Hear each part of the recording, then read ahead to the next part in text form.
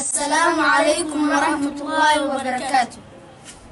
halkan waxaan ku fadhinaa 3 arday oo ka tirsan xanaanada caruurta Iimaan. ninkan waa Xudayfa Cabdi Xuseen, ninkaasna waa Ayman Cabdixakiin, waa saaxiibadeed. anna waa Itaqaani Cabdullaahi Abubakar Xuuriyo. maanta waxaan idiin soo jeedi doonaa gabay la magac baxay Xasuus Hooyo. waxaan aqriyay gabaygan Ustaad Mukhtaar Axmed Xasan. hooyo jaceelkaaga had iyo jeer xasuustaada hidihi iyo wanaagaaga, habeenaas ku duwidaadii habtiyo naxariistaadii, hobaydaadii hanaankii waxsiintaadii iyo hadal macaantaadii markaan soo xasuustaa hilow igu bataayo oo hilib ilaahdaa. hindisihii jaceelkiyo had iyo jeer ammaantaadii, halyaay igu tilmaankaagii, hurdo igu sasabidaadii, hamuunkiiyo macsiintaadii iyo hagar la'aantaadii markaan soo xasuustaa hilow igu bataayo oo hilib ilaahdaa.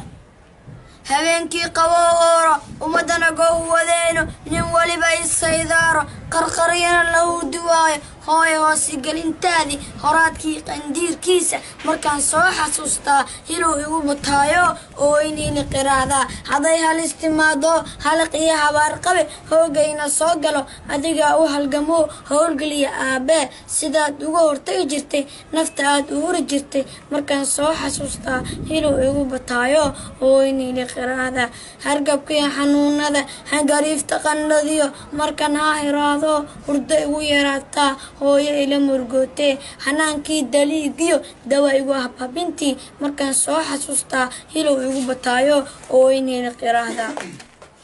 hadduu aabbahan jabo habeen ii caroodo hareeraha u liga dhigo adiga isku heero hal mar cafi dhahaaye hubsamadii furashadii markaan soo xasuustaa hilow igu bataayo oo hilag iraahdaa. hanuunkii cibaadada hufnaantii tarbiyadiyo horumarka adduunyada habka nolosha loo hago hanaankaadi soo bartay ma hilmaamin anige hadalladii gubaabada sidaad iigu hiilisay markaan soo xasuustaa hilow igu bataayo oo hilag iraahdaa. haddii aan habeen dhaxo hooyo haybintaadii iyo hurdo la'aantii hadalladii cataabaha ahmuun iyo booliyow hargankii raadinta ducadaa durgufi jirtay markaan soo xasuustaa hilow igu bataayo oo hilag iraahdaa.